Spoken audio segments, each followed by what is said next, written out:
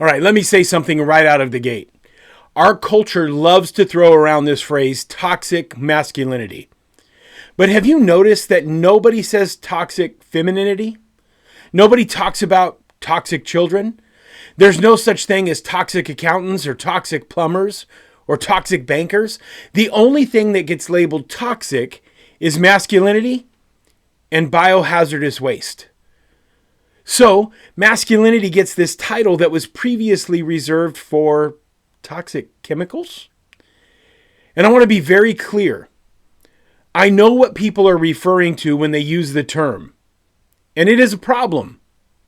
But the issue is not masculinity. The issue is wounded little boys in grown-ups' clothes acting out of pain, fear, pride, shame, and insecurity. Men who do not heal cannot lead. And men who won't lead make everything that they touch bleed.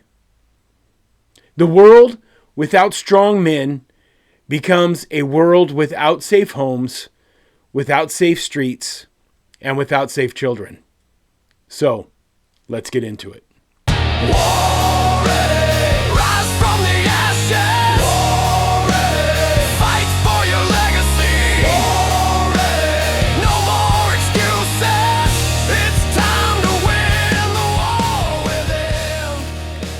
Listen, culture has not rejected real masculinity.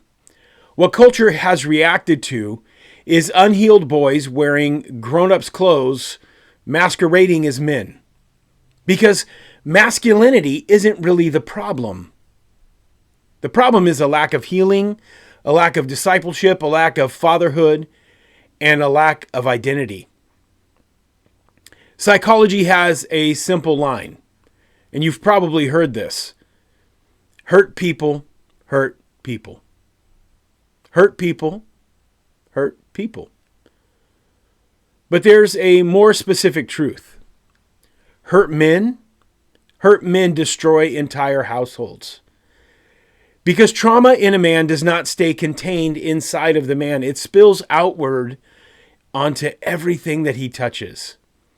Unresolved trauma becomes reactive leadership, emotional volatility, addiction loops, insecure identity, relational sabotage, control issues, and passivity masquerading as peace. Erik Erikson is the father of identity psychology. He said that identity confusion always produces drift and instability. Attachment science tells us that father wounds, abandonment, and shame show up later as aggression, addiction, passivity, jealousy, anxiety, emotional reactivity, and self-sabotage. The lie that our culture has told us is that masculinity is a problem. But the reality of it is, the truth is that wounded men are the problem. Masculinity is God's design, and the wounds pervert what God intended into a cruel distortion of God's design. Look at Scripture. Adam hid. Cain killed. Saul lied. David spiraled out of control. And Peter denied Christ. All of them wounded. None of them toxic. And certainly not just because they were men. The wound created a failure. It wasn't the masculinity that created the failure. It was the wound. So let's look at some data. Men with a high ACE score, a high adverse childhood experience score, are 460 times more likely to struggle with addiction, 3 to 5 times more likely to commit acts of domestic violence, 2 to 3 times more likely to become impulsive and emotionally volatile, more likely to divorce, more likely to destabilize the home, more likely to pass trauma on to their children. The conclusion is simple. Hurt men destroy entire households. In a 2019 study published in the Journal of Interpersonal Violence, it states that male trauma survivors are twice as likely to act out through aggression or rage. That they're 3 times more likely to emotionally withdraw from their spouse and their children. And that they have much higher instability and lower empathy. The researchers concluded that, quote, male trauma significantly destabilizes family functioning. That's an academic way of saying a wounded man wounds everyone around them.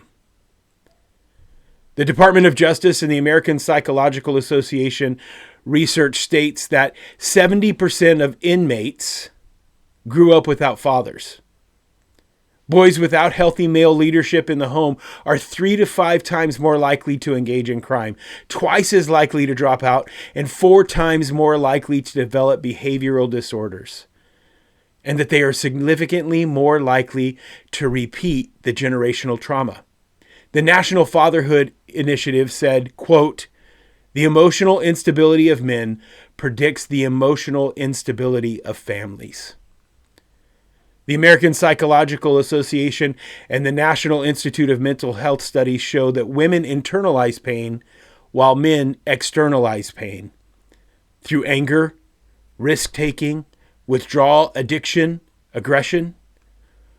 A wounded woman hurts inwardly, but a wounded man hurts everything that he touches. Harvard Center on the Developing Child concluded that unhealed trauma in a father both biologically and emotionally shape the child's development. If the man stays wounded, the entire family pays for it.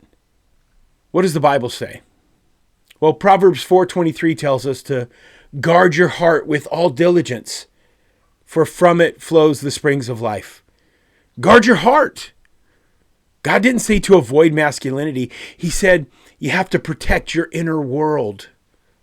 2 Timothy 1:7, Paul's telling Timothy, God has not given us a spirit of fear or timidity, but of power and love and self-control. A spirit of power, love, and self-control. Power is not toxic. Power without love and self-control can be.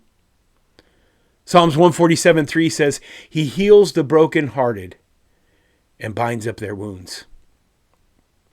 If masculinity was the problem, healing wouldn't be the solution. And Genesis 2:15 tells us, then Yahweh God took the man and he set him in the Garden of Eden to cultivate and keep. To keep and cultivate. Men were designed to protect, develop, steward, and strengthen everything that they touch, everything that they come into contact with. So where did this lie come from? Well, the enemy attacks identity first. The first temptation in the Garden of Eden wasn't about the fruit, it was about identity.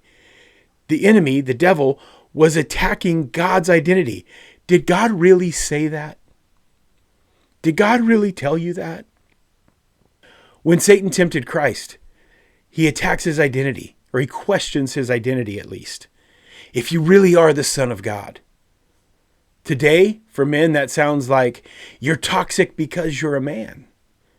See, the devil's plan is to destroy masculinity, which will destroy families, which will destroy nations.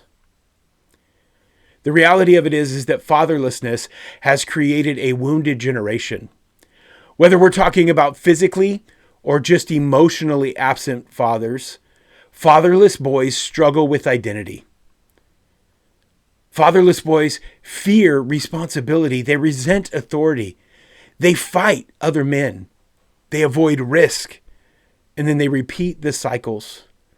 It's not toxic masculinity. It's really the absence of masculinity that has created what the culture wants to call toxic.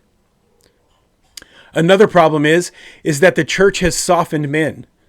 We disciple men into niceness instead of goodness, passivity instead of courage, gentleness without grit, and softness instead of strength. There is a massive difference between a nice guy and a good man. A nice guy avoids conflict at all costs, but a good man confronts things that he knows are evil. A nice guy is a peacekeeper, but a good man is a peacemaker. The result is, all we see around us is a generation of men who don't know how to fight spiritually, who don't know how to lead families, who refuse to or don't know how to confront sin or set boundaries. So what is it that wounds men? There are 5 core wounds. Number 1 is the father wound, the absent father, whether physically or just emotionally absent.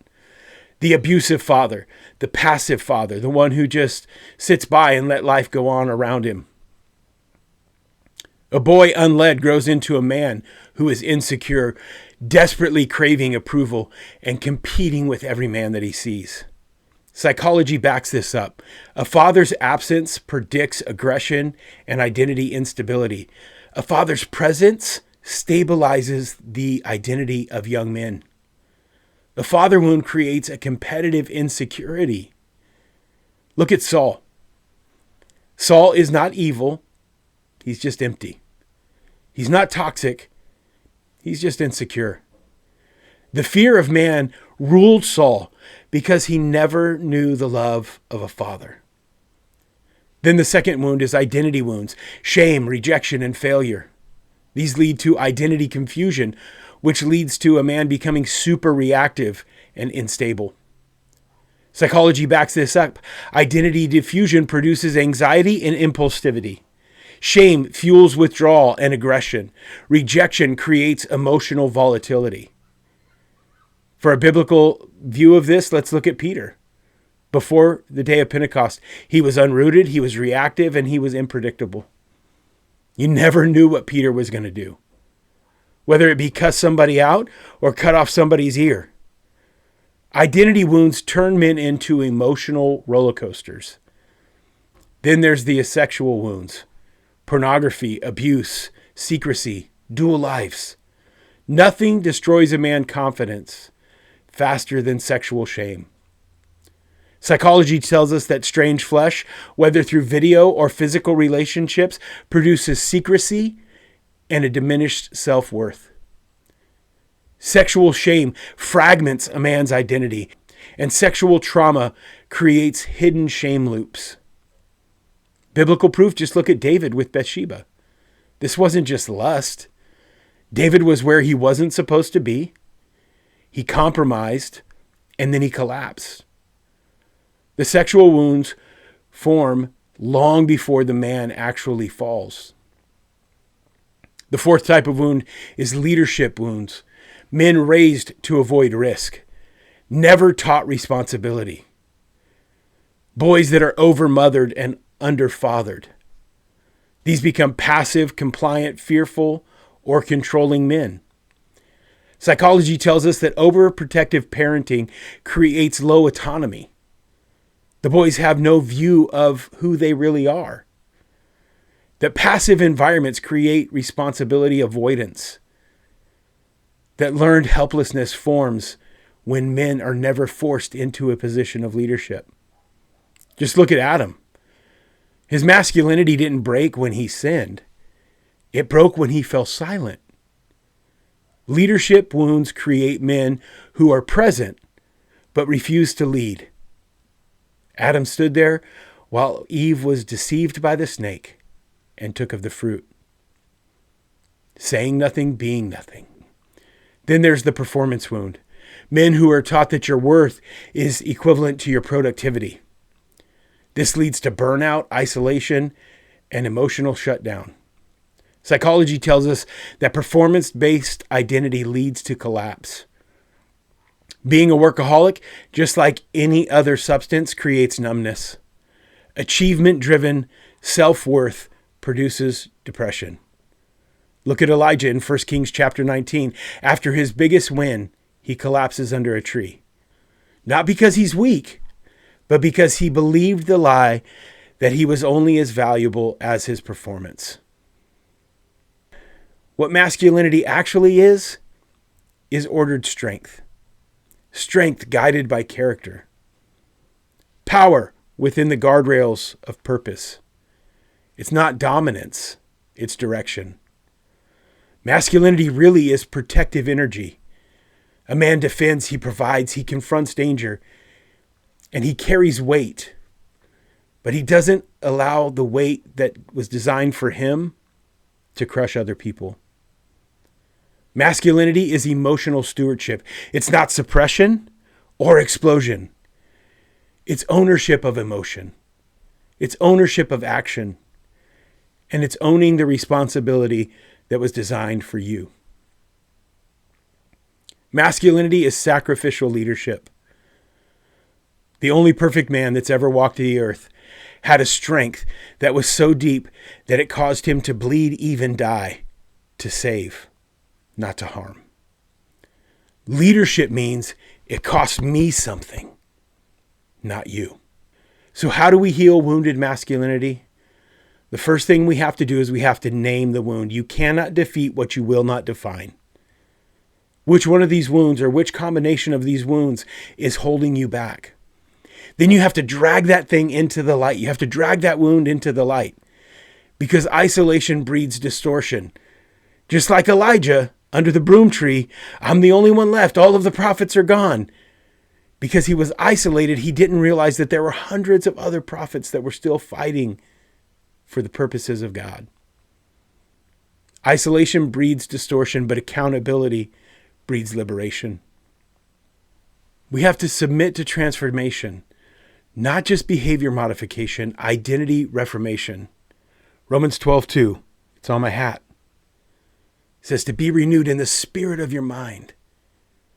You have to train the masculine soul. You have to train your mind, will, and emotions through prayer, scripture, brotherhood, physical training, having established boundaries, emotional ownership, and chasing after your purpose. You have to reclaim your role. You have to stand up. You have to draw a line in the sand, and you have to stand firm and say, I will not be passive. I will not be absent. I will not be soft, and I refuse to be wounded forever. I choose to heal. I choose strength. I choose responsibility, and I choose to walk in purpose.